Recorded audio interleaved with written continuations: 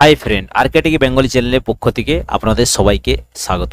তো চলুন বন্ধুরা, রাজ্যের বিভিন্ন পঞ্চায়েত সমিতি ও জেলা পরিষদে রিক্রুটমেন্ট কিন্তু শুরু হয়ে গেল। তো পঞ্চায়েত সমিতি, জেলা পরিষদ ও গ্রাম পঞ্চায়েত এরিয়াতে কোন কোন পোস্ট রয়েছে এবং কোন কোন পোস্টের জন্য কি কি যোগ্যতা রয়েছে, অর্থাৎ এলিজিবিলিটি ক্রাইটেরিয়া রয়েছে, আপনারা কিভাবে দেখবেন, তাছাড়া আপনারা রেজিস্ট্রেশন কিভাবে করবেন, কি কি ডকুমেন্ট লাগবে, ফটো সিগনেচার কিভাবে আপনারা আপলোড করবেন, সমস্ত পদ্ধতি এই ভিডিওর মাধ্যমে আপনাদেরকে স্টেপ বাই স্টেপ দেখাতে চলেছি। তো ভিডিওটি আপনারা প্রথম থেকে শেষ পর্যন্ত মনোযোগ সহকারে দেখবেন। আর চ্যানেলে প্রথমবার হলে চ্যানেলটি অতি অবশ্যই সাবস্ক্রাইব করে পাশের বেল আইকনটি দাবিয়ে রাখবেন। ভিডিও ভালো লাগলে লাইক, শেয়ার, কমেন্ট করতে ভুলবেন না। তো চলুন আপনাদেরকে দেখিয়ে দিই রাজ্যের পঞ্চায়েতে যে বিপুল পরিমাণে নিয়োগ হতে চলেছে সেটি আপনারা কিভাবে রেজিস্ট্রেশন করবেন। তো দেখুন, প্রথমে আপনাদেরকে এই ওয়েবসাইটে আসতে হবে, West Bengal panchayat recruitment management system. তো এই ওয়েবসাইটে আপনারা কিভাবে আসবেন, আপনারা ফোন বা কম্পিউটার থেকে যে কোনো একটি ব্রাউজার ওপেন করে নেবেন, এরপর সার্চ অপশন গিয়ে টাইপ করবেন পঞ্চায়েত রিক্রুটমেন্ট, এরপর সার্চ করে নেবেন। আপনাদের সামনে পরবর্তী পেজ ওপেন হয়ে যাবে, পঞ্চায়েত রিক্রুটমেন্ট আপনারা অপশন পেয়ে যাবেন। এই অপশানে আপনারা ক্লিক করবেন। ক্লিক করে নেওয়ার সাথে সাথে আপনারা কিন্তু এই ওয়েবসাইটে চলে আসবেন। তো প্রথমে আপনাদেরকে দেখে নিতে হবে কতগুলি পোস্ট আছে। তো দেখুন, পোস্ট দেখার জন্য ক্যান্ডিডেট গাইডেন্স এই অপশানে ক্লিক করবেন, এরপর লিস্ট অফ পোস্ট এই অপশানে ক্লিক করবেন। ক্লিক করার পর আপনারা এখানে দেখতে পাবেন কতগুলি পোস্ট আছে। তো দেখুন, এখানে কিন্তু টোটাল 18টি পোস্ট আছে। তো প্রত্যেকটি পোস্টের জন্য আলাদা আলাদা কিন্তু এলিজিবিলিটি ক্রাইটেরিয়া আছে। তো দেখুন, যেমন গ্রাম পঞ্চায়েত কর্মী 2 নম্বরে, তো এই অপশানে যদি ক্লিক করা যায় তাহলে এখানে একটি অ্যাটাচমেন্ট ফাইল পাবেন। তো এই অ্যাটাচমেন্ট ফাইলটি আপনারা ডাউনলোড করবেন। এটি হলো নোটিফিকেশন।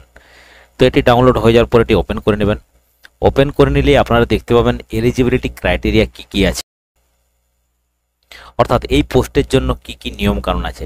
তো দেখুন, প্রথমে এলিজিবিলিটি ক্রাইটেরিয়া আপনারা দেখতেই পাচ্ছেন। এখানে ইন্ডিয়ান সিটিজেন হতে হবে আপনাকে, এবং 8 পাস হলেই কিন্তু এই পোস্টের জন্য আপনারা অ্যাপ্লিকেশন করতে পারবেন। এজ বলা আছে 18 থেকে 40, ইডাব্লিউএস এবং ওবিসি এ 18 থেকে 43, ওবিসি বি 18 থেকে 43, শিডিউল কাস্ট 18 থেকে 45 এবং শিডিউল ট্রাইব 18 থেকে 45 এবং আনরিজার্ভ অর্থাৎ জেনারেল 18 থেকে 40, অর্থাৎ বিভিন্ন ক্যাটাগরির জন্য বিভিন্ন রকম বয়সের এখানে কিন্তু মাপ দেওয়া আছে। এরপর স্কেল পে, কত টাকা বেতন পাবেন এই পোস্টের জন্য। তো লেভেল 1-এ বলা আছে এখানে 17,000 থেকে শুরু হবে 43,600 টাকা পর্যন্ত। এরপর সিলেবাস, অর্থাৎ আপনাদের যে পরীক্ষাটি হবে এমসিকিউ মাল্টিপল চয়েসের পরীক্ষা হবে। এখানে দেখতেই পাচ্ছেন কোন কোন ক্যাটাগরি অর্থাৎ কোন কোন সাবজেক্টের পরীক্ষা হবে। এরপর ইন্টারভিউ হবে, এখানে দেখতে পাচ্ছেন 7 নম্বরের ইন্টারভিউ হবে। তো আপনারা এলিজিবিলিটি ক্রাইটেরিয়াগুলি ভালো করে দেখে নেবেন। অর্থাৎ এখানে যে সমস্ত পোস্টগুলি আছে যদি বেঙ্গলিতে পেজটি করা যায় তাহলে আপনারা ভালোভাবে বুঝতে পারবেন। তো দেখুন, যে সমস্ত পোস্টগুলি আছে প্রত্যেকটি পোস্টের কিন্তু আলাদা আলাদা এলিজিবিলিটি ক্রাইটেরিয়া আছে, অর্থাৎ প্রত্যেকটি পোস্টের জন্য আলাদা আলাদা যোগ্যতা আছে, আলাদা আলাদা বয়স আছে, সমস্ত কিছু এখানে কিন্তু দেওয়া আছে।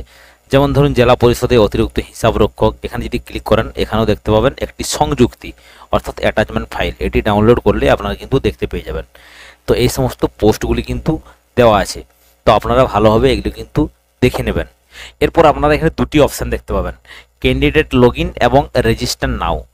তো যাদের রেজিস্টার করা হয়ে গেছে তারা ক্যান্ডিডেট লগইন অপশানে গিয়ে ইউজার আইডি পাসওয়ার্ড দিয়ে লগইন করে নিতে পারবেন। আর যাদের ইউজার আইডি পাসওয়ার্ড বানানো হয়নি, যারা নতুন, তাদেরকে রেজিস্টার করতে হবে। তাই প্রথমে আপনারা রেজিস্টার নাও এই অপশানে ক্লিক করবেন। ক্লিক করার পর আপনাদের সামনে এরকম একটি প্রপআপ শো হবে, অর্থাৎ মেসেজ। এখানে কিন্তু বলাই আছে your mail ID, mobile number, first name, middle name, last name, date of birth and gender cannot be changed after registration, so kindly fill the registration form with proper and correct information। তো এখানে বলা আছে Gmail ID, mobile number, first name, middle name, last name, date of birth এই সমস্ত আপনারা সঠিকভাবে দেবেন।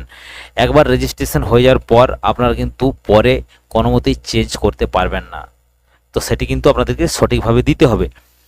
তো এটি ক্লোজ করে নেবেন। এরপর রেজিস্ট্রেশন ফর্মটি কিন্তু ওপেন হয়ে যাবে। প্রথমে আপনার মোবাইল নাম্বার দেবেন, এরপর জিমেল আইডি দেবেন, এরপর আপনার ফার্স্ট নাম দেবেন, এরপর মিডিল নেম যদি থেকে থাকে সেটি দেবেন, এরপর লাস্ট নেম দিয়ে দেবেন, এরপর এখানে ডেট অফ বার্থ দেবেন।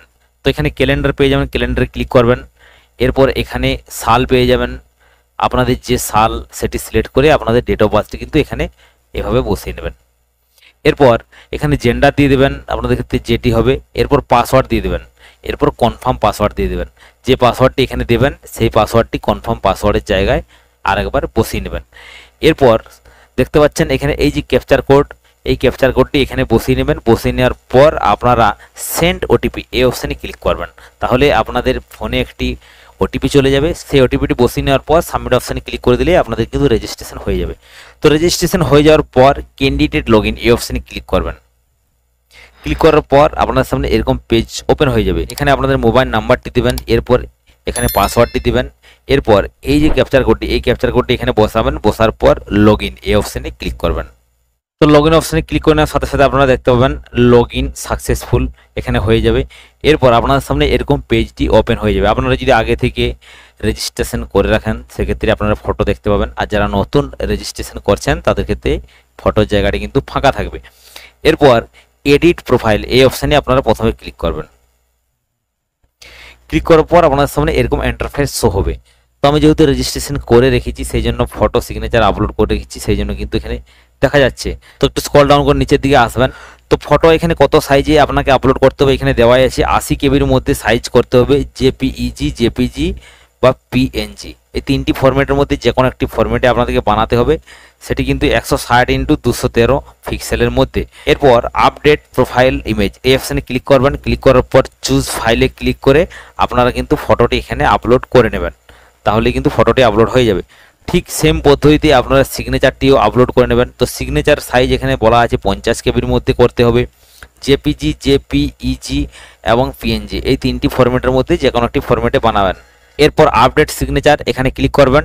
চুজ ফাইলে ক্লিক করে সিগনেচারটি আপনারা আপলোড করে নেবেন।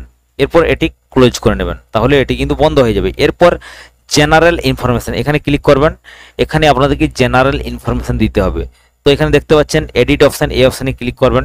ক্লিক করার পর আপনাদেরকে এখানে জেনারেল ইনফরমেশন দিতে হবে, যেমন মেরিট, ব্লাড গ্রুপ, আপনি কম্পিউটার জানেন কি জানেন না, এবং আধার নাম্বার এই সমস্ত কিছু দিতে হবে। এরপর আপনারা সেভ অপশানে ক্লিক করে নেবেন। এরপর এটিও এভাবে ক্লোজ করে নেবেন। এরপর সোশ্যাল ইনফরমেশন এখানে ক্লিক করবেন। সোশ্যাল ইনফরমেশনে ক্লিক করার পর এখানে আপনাদেরকে রিলিজিয়ান এবং সোশ্যাল ক্যাটাগরি দিতে হবে।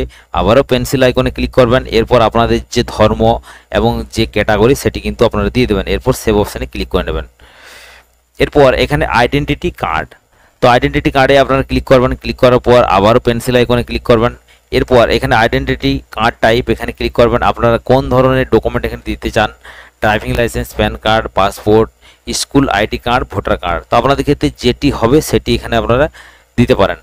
এরপর যে ডকুমেন্ট এখানে সিলেক্ট করবেন সেই ডকুমেন্টের নাম্বারটি কিন্তু এখানে দিয়ে দেবেন। এরপর সেভ অপশানে ক্লিক করে দেবেন, তাহলেই এখানে আইডেন্টিটি কার্ডেরও ডিটেলস লোড হয়ে যাবে।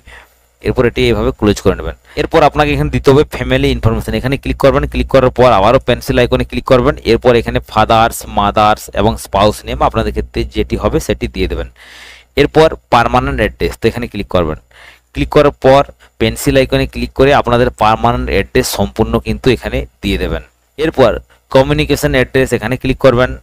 এরপর কমিউনিকেশন অ্যাড্রেস এবং পার্মানেন্ট অ্যাড্রেস যদি সেম হয় সেক্ষেত্রে এই পেন্সিল আইকনে ক্লিক করবেন। ক্লিক করার পর এখানে সেম অ্যাজ পার্মানেন্ট অ্যাড্রেস দেখতে পাবেন, এই অপশানে ক্লিক করবেন। অটোমেটিক কিন্তু পার্মানেন্ট অ্যাড্রেসটি কমিউনিকেশন অ্যাড্রেসের জায়গায় চলে আসবে। এরপর সেভ করে দেবেন। এরপর ক্লাস 8 এক্সামিনেশন ডিটেলস, তো এখানে ক্লিক করবেন। তো যারা শুধুমাত্র 8 পাস করেছেন, মাধ্যমিক দেননি বা উচ্চ মাধ্যমিক দেননি, অর্থাৎ 8, 9 পর্যন্ত পড়েছেন, মাধ্যমিক দেননি অর্থাৎ ক্লাস 10 পর্যন্ত যাননি, তাদের ডিটেলস কিন্তু এখানে দিতে হবে, 8 পাসের ডিটেলস। আর যারা মাধ্যমিক, উচ্চ মাধ্যমিক, গ্র্যাজুয়েশন করেছেন তাদের ডিটেলস কিন্তু এখানে দিতে হবে না। তো ঠিক সেম পদ্ধতিতে পেন্সিল আইকনে ক্লিক করে আপনারা আপনাদের ডিটেলস কিন্তু এখানে দিয়ে দেবেন।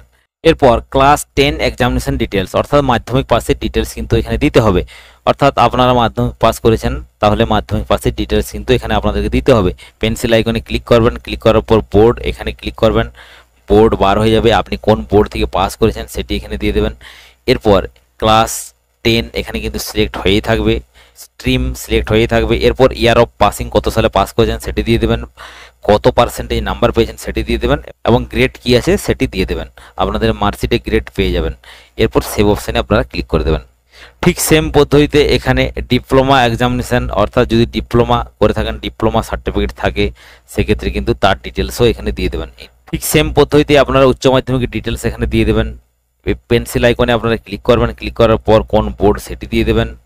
এবং এখানে ক্লাস 12 সিলেক্ট হয়েই থাকবে, স্ট্রিম সিলেক্ট হয়েই থাকবে, ইয়ার অফ পাসিং কত সালে পাস করছেন সেটি দিয়ে দেবেন, পার্সেন্টেজ কত আছে সেটি দিয়ে দেবেন এবং গ্রেড কী আছে সেটি দিয়ে দেবেন। এরপর সেভ অপশানে ক্লিক করে দেবেন।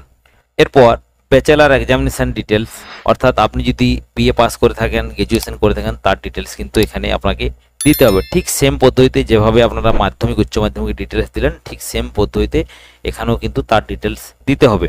এরপর এটি ক্লোজ করে নেবেন। এরপর পিজি অর্থাৎ পোস্ট গ্র্যাজুয়েশন যদি করে থাকেন, প্রথমে ইউনিভার্সিটি দিয়ে দেবেন, স্ট্রিম এবং পার্সেন্টেজ অফ অবটেন্ড অর্থাৎ কত পার্সেন্ট নাম্বার পেয়েছেন সেটা দিয়ে দেবেন, কোর্স, ইয়ার অফ পাসিং এবং সিজিপিএ আপনাদের মার্কশিটেই কিন্তু পেয়ে যাবেন।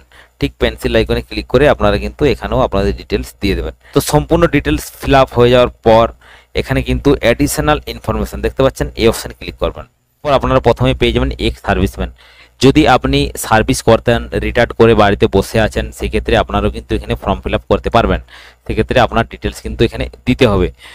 ডিটেলস দিয়ে দেওয়ার পর এখানে ক্লোজ করে নেবেন। এরপর পার্সন উইথ ডিসাবিলিটি, অর্থাৎ যদি প্রতিবন্ধী হয়ে থাকেন 40%, সেক্ষেত্রে আপনাদেরকে কিন্তু এখানে দিতে হবে, তার সমস্ত তথ্য দিতে হবে। পিডাব্লিউডি এখানে ইয়েস করবেন, ইয়েস করার পর কত পার্সেন্ট ডিসাবিলিটি বা কী ধরনের ডিসাবিলিটি সেটা কিন্তু এখানে দিতে হবে। পেন্সিল আইকনে ক্লিক করবেন, তাহলে কিন্তু এখানে অপশান খুলে যাবে। এরপর এখানে স্পোর্ট পার্সন, যদি আপনি খেলাধুলা করেন তার এখানে তথ্য দিতে হবে। পেন্সিল আইকনে ক্লিক করে তার তথ্য কিন্তু দিয়ে দেবেন।